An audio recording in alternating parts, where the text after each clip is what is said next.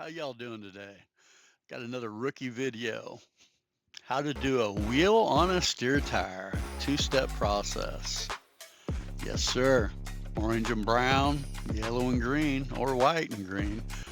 Don't bake a cake. I used to apply so much compound that, man, you go around that thing and just like you're baking a cake. It was ridiculous. But hey, live and learn. That's how we do it, right? But hey, when we go around these lug nuts, you're going to make an X. You're going to go You need to go a little higher than I'm going. Just a little bit up to where that lip is. Right below well, it's probably an inch, inch and a half below the hole there. And you're just going to make an X all the way around. Use one of your feet or something and keep the wheel going around and make an X all around that thing. Nice and simple. We're using a 3500 variable Makita. Um, I usually do the 6,000. I don't know why I didn't. Oh, I think I put grease in the thing or something. I don't remember what I did, but these wheel these wheels aren't in bad shape. So what you're gonna do is you're gonna hit it, put another zap of compound on it, and then we're gonna go to the outer part. And don't be a retard. No baking cakes. Figure out how to hold the buff the correct manner. Just like no, not that way. There you go.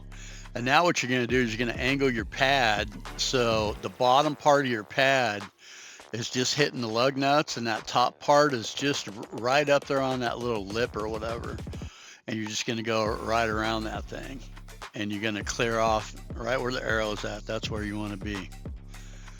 And you're going to go around the whole thing, probably get a little bit more compound, and then we're just going to go from the top down to where the top of that ring is right there. So that's a real simple. It's these wheels aren't horrible, so it's kind of forgiving, if you will, but it works out pretty good. I like it. And then we're gonna go up and down. If you miss a spot, like above that, when you this after you do the X and you go around the lug nuts, if you miss a spot, just go down. You can actually go down all the way to the lug nut if you want to, but that's kind of why you angle the buff earlier, is to get it up just below the hole there, and then when you come around you just do this all the way around the wheel. So not a big deal. um, and if you guys are new, this channel's for all the newbies. You just want to get a 3500. You don't want the Brahma Bull 6000 because it teaches you bad habits. The variable is a lot it's a lot more manageable. It's lighter, doesn't have all that torque, and you can learn really good habits and your patterns and stuff. To where if you jump on that 6000, then you're not gonna, and then we're gonna do a little lip here around. But you jump up to the 6000, it's because it's so heavy or heavier, and it's got a lot more torque. Obviously, you just I don't know. For me, I learned some bad habits, so man, we don't want that either. 'Cause especially if you're gonna do a customer's truck or something, and or something like Do a that. steer tire. Real. I just laugh because I want to do that, but every time I go to film something, you always check everything to make sure everything's working, and then you hit the record button and nothing works.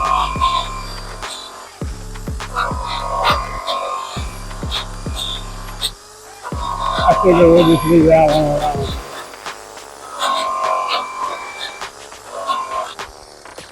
Probably be best. That's what I say. Yeah.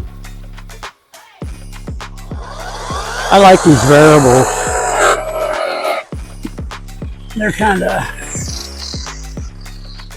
easy on the shoulders. I'm sure you heard me say that.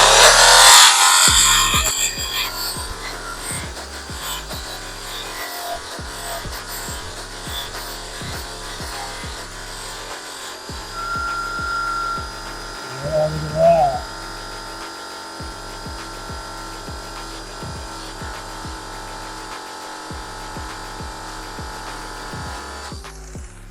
Looking better already. One more pass and we should be good.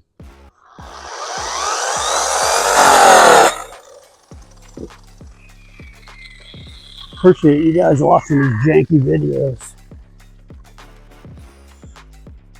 That's for sure. I get to rambling and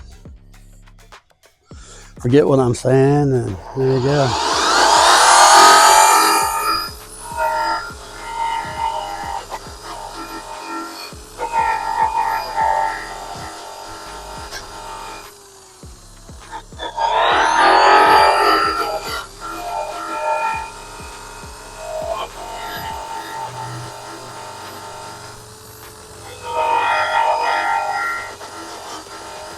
I don't know if you guys are talking at all, what you guys are using. Leave me a comment. Where you buy your stuff at? What kind of prices you're paying? All that good stuff.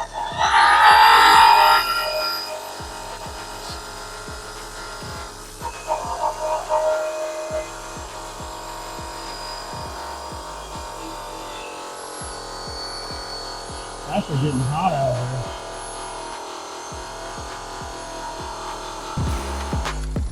There we go. Bada bing, bada boom. 3500 variable Makita. Orange, brown, green, and yellow. Thanks for watching.